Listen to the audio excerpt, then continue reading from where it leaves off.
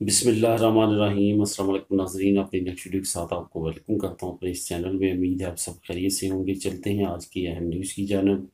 हालात मामूल की तरफ गामज़न हैं, इस पे बात करते हैं। इसके बाद जर्मनी, पुर्तगाल, स्पेन की डबल नेशनलिटी से रिलेटेड आपको मालूम है काफ़ी देर से मामला कुछ चल रहे हैं। उस पर कुछ नई अपडेट्स हैं, वो आप लोगों के साथ शेयर करूंगा।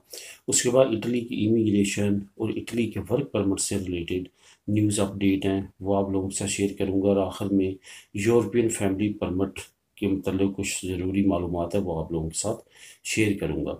सबसे पहले तो हालात मामूल की तरफ क्यों कर आ रहे हैं और किस तरह से हम देख सकते हैं कि हालात मामूल की तरफ आ रहे हैं। सबसे पहले तो आपको ये बताता चलूँ कि कतलूनिया में जो कि एक अहम सूबा है जहाँ पे सबसे ज़्यादा अफेक्टेड मरीज़ पाए जाते थे और जो कि टूरिस्ट का भी हब समझा जाता है, जहाँ पे दुनिया भर से टूरिस्ट आते हैं और टूरिज़्म में काफ़ी ज़्यादा फेमस है। ख़ास तौर पे अगर बार्सिलोना की बात करें तो कतलूनिया में सिचुएशन आपको मालूम है कि आज से तकरीबन एक हफ़्ता पहले उन्होंने अपना केस इनपुट किया था कि 148 के करीब जो बल्दियात हैं वहाँ पे दोबारा से इमरजेंसी को एक्सटेंड कर दिया जाए।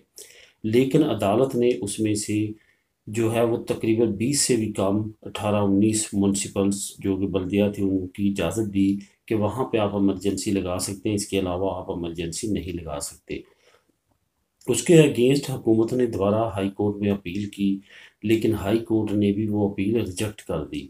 अब हुकूमत की तरफ से नया स्टेप ये आया कि वो 19 म्यूनसिपल्स बल्दिया जहाँ की अदालत ने इजाज़त दी थी इमरजेंसी लगाने की, उन्होंने वहाँ से भी इमरजेंसी ख़त्म कर दी है।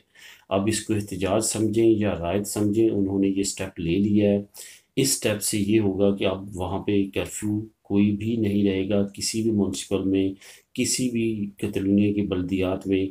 तो अब फ्री हैंड हो चुका है आवाम के लिए। अब आवाम को चाहिए कि वो एहतियात करे, मास्क का इस्तेमाल करे और ख़ास तौर पे जो वैक्सीन है वो टाइम पे लगवाए, क्योंकि आने वाले वक्त में वैक्सीन से रिलेटेड बहुत सारी नई अपडेट्स हैं।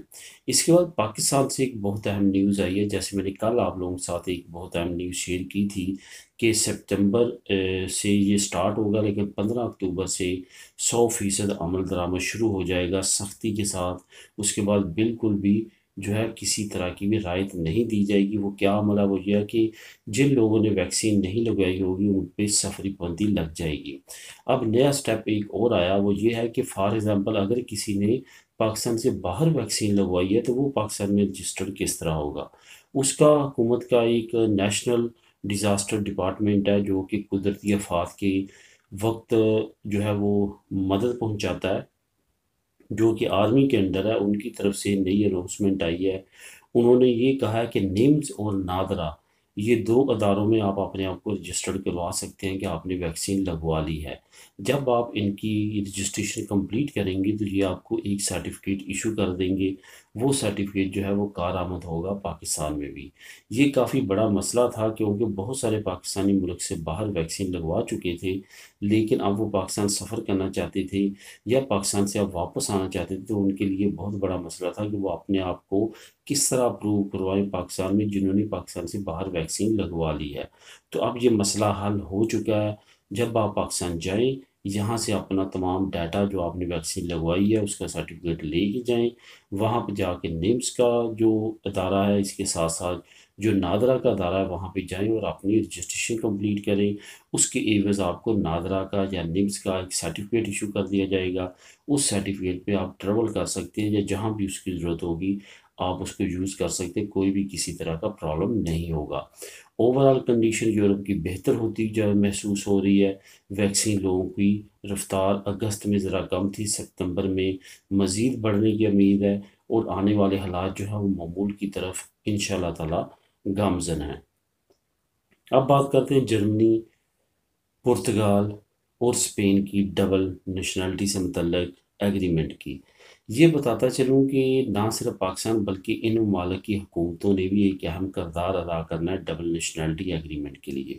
हुकूमत पाकिस्तान की काफ़ी वज़ीर मुतहरक हैं, इसके साथ साथ जो इन ममालिक में पाकिस्तानी सफ़ीर हैं वो काफ़ी ज़्यादा मुतहरक हैं ताकि ये डबल नेशनलिटी माहिदा जो है तय पाए और पाकिस्तानियों को जो प्रॉब्लम है वीज़ा लेने की और दूसरी प्रॉब्लम्स है उनसे छुटकारा मिल सके। फ़िलहाल ये अपडेट ये है कि आपको, ये तो मैं पहले बता चुका हूँ कि नॉर्वे का ओके हो चुका है, नॉर्वे की अनाउंसमेंट भी हो चुकी है, वहाँ का नोटिफिकेशन भी जारी हो चुका है। अब दूसरी बारी जर्मनी है, जो कि सबसे ज़्यादा जहाँ पे काम हो चुका है। जर्मनी को भी अनकरीब उम्मीद है कि नोटिफिकेशन मिल जाएगा। पीछे रह जाते हैं पुर्तगाल और स्पेन, जो कि बहुत अच्छी खासी कम्युनिटी पाकिस्तानियों की इन ममालिक में भी रहती है। यहाँ की यूनियन जो है वो तो एक्टिव हैं ही, वो तो कोशिश कर रही हैं, लेकिन यहाँ के जो सफ़ीर और स्पेशली जो कौंसल जनरल्स हैं वो भी कोशिश कर रहे हैं। हुकूमत पाकिस्तान की तरफ से भी वजारत ख़ारजा जो है वो काफ़ी अहम किरदार अदा कर रही है, लेकिन मसला यहाँ पे उन ममालिक का भी आता है जहाँ पे हम रहते हैं, और उन हुकूमतों का आता है। उनके कुछ रूल और रेगुलेशन ऐसे हैं जो कि बहुत ज़्यादा स्ट्रिक्ट हैं डबल नेशनलिटी से रिलेटेड। अगर यहाँ पे मैं बात करूँ स्पेन की, तो ये गलत नहीं होगा कि स्पेन डबल नेशनलिटी एग्रीमेंट के लिए काफ़ी ज़्यादा स्ट्रिक्ट है, इसमें काफ़ी ज़्यादा शराइत रखी जाती हैं।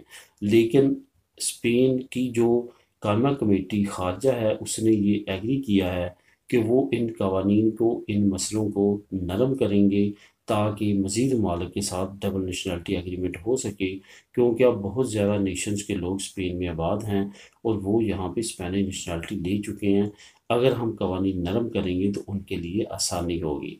उम्मीद यही ज़ाहिर की जा रही है कि इस साल के अंदर अंदर पुर्तगाल और स्पेन में भी काफ़ी ज़्यादा बेहतरी आएगी और ये करीब पहुंच जाएंगी या इनको मिल जाएगी डबल नेशनलिटी एग्रीमेंट। क्योंकि अगर आप हुकूमती अहदेदारों से पूछें तो वो भी आपको 2022 का टाइम देते हैं कि 2022 में बहुत ज़्यादा उम्मीद है कि डबल नेशनलिटी एग्रीमेंट हो जाएगा।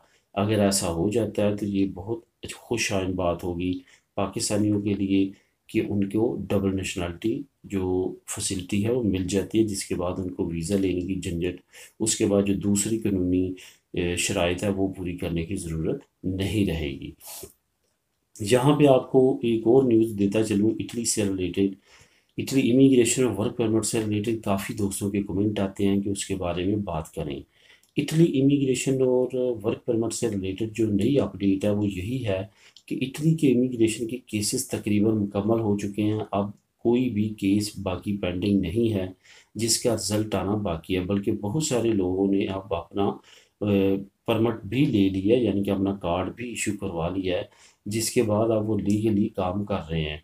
जहाँ तक बात है वर्क परमिट्स की, वर्क परमिट्स से रिलेटेड कोई भी नई अपडेट ऐसी नहीं है जिससे ये साबित हो कि बहुत तेज़ी के साथ वर्क परमिट निकल रहे हैं।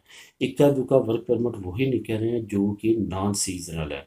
सीजनल वर्क परमिट की तरफ अभी तक कोई भी फाइल जो है उन्होंने क्लियर नहीं की। खदशा यही है कि ये वर्क परमिट जो पहले जमा करवाए गए थे, इन्हीं को आगे कन्वर्ट कर दिया जाएगा नेक्स्ट ईयर में, क्योंकि अब तक अगर इनको निकालना होता तो अब तक इनके रिजल्ट्स काफ़ी हद तक क्लियर हो चुके होने थे। यही वजह है यहाँ के स्टॉक की। लेकिन ये याद रहे कि ऐसा नहीं हो सकता कि इनके बारे में कुछ ना किया जाए, इनका लाजमी तौर पे कुछ ना कुछ किया जाएगा। इनके जो वर्क परमिट्स हैं उनको एक्सटेंड आगे कर दिया जाएगा। बहुत ज़्यादा चांसेस हैं जो हुकूमती अहदेदारों के बयान सामने आ रहे हैं, महकमा ज़राअत के जो आला अहदेदार हैं उनके जो बयान सामने आ रहे हैं, बाकी जो ओवरऑल कंडीशन और एटमॉस्फेयर है उसके मुताबिक यही है कि जो वर्क परमिट हैं इटली के जो जमा हुए हैं 30,000 के करीब पिछले साल अक्टूबर से दिसंबर के दरमियान, वो अब इस साल में आखिर में एडजस्ट कर दिए जाएंगे।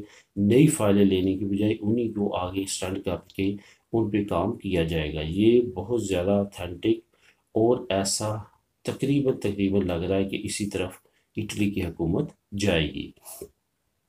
अब यूरोपियन फैमिली परमिट से रिलेटेड कुछ ज़रूरी मालूमात है जो आप लोगों के साथ शेयर करूंगा। वो ये है कि बहुत सारे दोस्त ऐसे हैं जो कमेंट करते हैं कि हमने जमा करवाई है लेकिन हमारा परमिट नहीं निकला। इसकी दो वजूहत है लेट होने की। एक तो लेट होने की वजूहत यह है कि आपके केस को मज़ीद डीपली चेक किया जा रहा है, क्योंकि बहुत सारे फैमिली केसेस बीच में फेक भी निकले हैं। दूसरी बात यह है कि फैमिली परमिट के लिए भी टाइम पीरियड अभी मिल मिल सकता है आपको, और उसमें ये है कि ये जो 3 महीने का ग्रेस पीरियड मिला है, इसके अंदर अंदर तमाम उन्होंने मामला जो ईयू सेटलमेंट स्कीम की है वो क्लियर करने हैं। ख्वाह वो आपके फैमिली परमिट से रिलेटेड हो जो यूरोपियन फैमिली परमिट्स है, इसके साथ साथ ख्वाह आपका वैसे स्टेटस हो, pre settlement status, settled status, इससे रिलेटेड जो फाइलें आपने जमा करवाई हैं, जो आपने केसेस जमा करवाए हैं, उन्होंने इस ग्रेस पीरियड में लाजमी हर सूरत में क्लियर करने हैं। इस वजह से बेफिक्र रहें, जो भी आपके मामला है सिर्फ ये होना चाहिए आपका जेन्युइन केस होना चाहिए, कोई भी उसमें डॉक्यूमेंट फेक ना हो। तो दोस्तों ये थी आज की न्यूज़ और इन्फॉर्मेशन। मिलेंगे नेक्स्ट वीडियो में नई इन्फॉर्मेशन और नई न्यूज़ के साथ। अल्लाह हाफिज़।